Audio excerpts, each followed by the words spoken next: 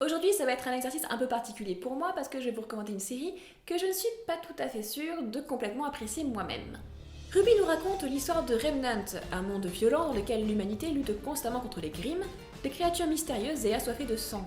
On suit 4 jeunes femmes qui étudient pour devenir des chasseuses. Chacune dotée d'une arme et de pouvoirs uniques, elles forment l'équipe Ruby et protègent le monde.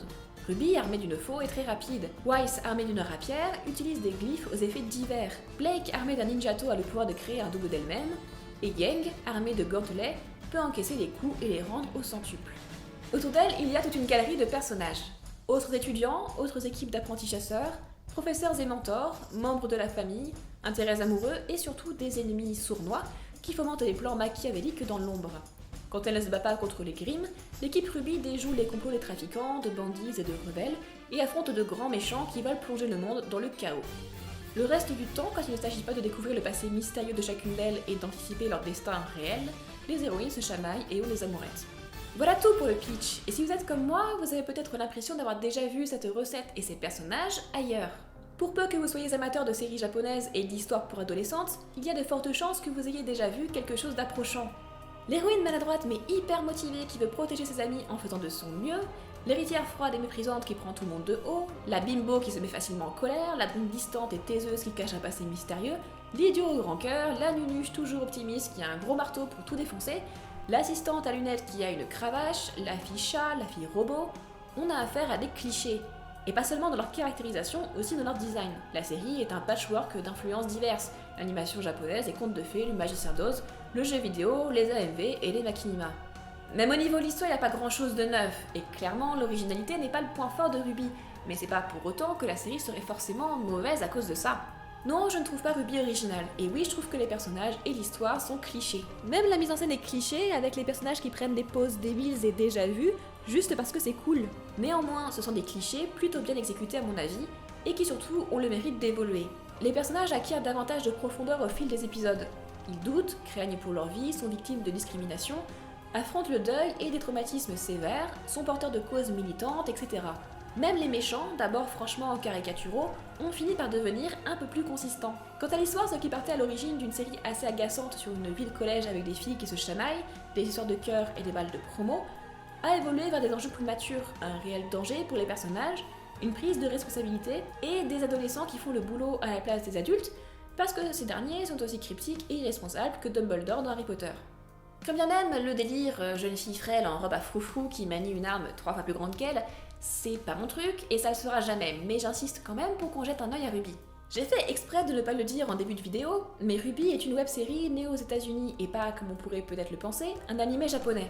Créée en 2013, la série est produite par Rooster Teeth, que jusque-là je ne connaissais que pour Red vs Blue, une des plus vieilles web-séries au monde avec 13 ans d'existence. Et qui dit web-série, pour le moment, dit forcément petit budget. Et ça se voit. Difficile de ne pas vous parler des animations parfois rigides et limitées, de l'absence de texture, des décors un peu vides et franchement laids, et du sound design inexistant. Mais là encore, comme la caractérisation des personnages, ces éléments se sont enrichis avec le temps. La série gagnant en popularité, et donc certainement en financement, on constate à chaque saison les améliorations. Plus de vie pour les personnages, plus de figurants dans les décors, travail réel sur le son et les musiques. Ils ont même créé un jeu vidéo Ruby et une petite série parodique qui montrent qu'ils ont quand même assez de recul et d'autodérision sur leur propre travail. Honnêtement, tout en sachant que leurs moyens étaient forcément très limités, les saisons 1 et 2 n'ont pas été faciles à regarder pour moi. Les personnages et l'histoire ne sont pas terribles, c'est assez vilain aussi. Par contre, arrivée en saison 3, je me suis vraiment retrouvée prise par la chose. Ce qui reste constant, ce sont les combats, le gros point fort de Ruby. A l'origine, la série est apparue sous la forme de 4 courts-métrages mettant en scène l'une des 4 héroïnes de l'équipe principale dans un combat. Et c'est la chorégraphie et l'animation de ces combats qui a créé l'attente d'une série derrière. Que ce soit en saison 1 ou en saison 4, les combats sont effectivement très bons, très rythmés, intenses et impressionnants, notamment grâce à l'usage de la motion capture et à la 3D qui libère la caméra et lui permet des mouvements impossibles dans une série en 2D, grâce aussi à la musique survoltée qui les accompagne et m'a donné l'impression de regarder des AMV entrecoupés de passages narratifs. Et ça, on le doit au travail du réalisateur de la série, Monty Oum, lui-même danseur, pratiquant d'arts martiaux et grand amateur de cinéma d'action hongkongais. La carrière de Monty Oum aura duré 8 ans jusqu'à sa mort en 2015, et je sais pas si elle est exceptionnelle, En tout cas, je la trouve intéressante et surtout inspirante. Mon petit Oum n'a suivi aucune formation, mais s'est appris tout seul le métier en ligne et grâce aux jeux vidéo. C'est un fan d'animation et de jeux et comme beaucoup de fans, il a d'abord créé du contenu de fans. Dans son cas, il s'agissait de Machinima, des séquences animées réalisées à partir de captures vidéo au sein du moteur graphique d'un jeu. C'est plus connu, Haloid, réalisé à partir des jeux Metroid et Halo, et Death Fantasy, réalisé à partir de Dead or Alive et Final Fantasy, lui ont valu d'être engagé en tant qu'animateur par plusieurs boîtes de jeux vidéo, avant de rejoindre Rooster Teeth sur Red vs Blue. RWBY est donc une série faite par quelqu'un qui vient de la culture fan, et c'est ça que je trouve important. Mon petit Oum savait ce que c'est de retravailler un univers, de s'approprier des personnages par le biais de productions amateurs en marge de la production d'origine. D'après ce qui apparaît de lui à l'interview, RWBY c'est clairement le travail d'un fan pour d'autres fans. C'est pour ça que pour moi, RWBY ressemble souvent à une fanfiction mise en image ou à un grand AMV, sans que ça ait rien de péjoratif. Mon petit Oum vient de cette culture et forcément, l'histoire et les personnages qu'il a créés sont faits pour encourager à leur tour l'appropriation par le biais des cosplays, du ship, de fanfiction, d'AMV et de Machinima. Et voilà pourquoi j'ai de la bienveillance pour RWBY malgré ses nombreux défauts, parce que moi aussi je viens de la culture fan, et ça m'est sympathique. Si vous aimez les récits initiatiques d'adolescents doués de pouvoirs magiques qui luttent contre le mal, RWBY est fait pour vous. Si vous aimez le cosplay et le ship, RWBY est fait pour vous. Si vous êtes amateur de combats survoltés, RWBY est fait pour vous.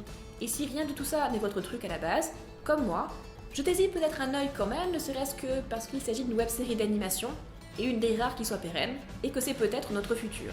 En plus, c'est vraiment très facile pour une fois de regarder cette série, parce que les épisodes de RWBY sont à disposition sur la chaîne YouTube de Rooster Teeth et sur Crunchyroll. Donc vous n'avez aucune excuse.